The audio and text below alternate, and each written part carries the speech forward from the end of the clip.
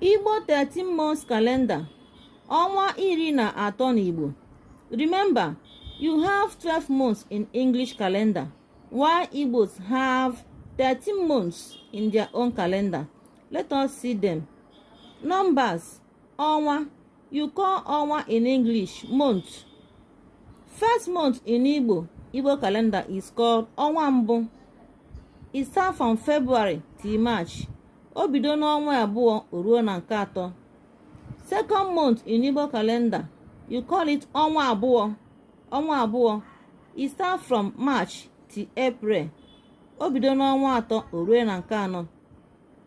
Third month in Igbo calendar is called ọnwa Ifeke. Ọnwa Ifeke.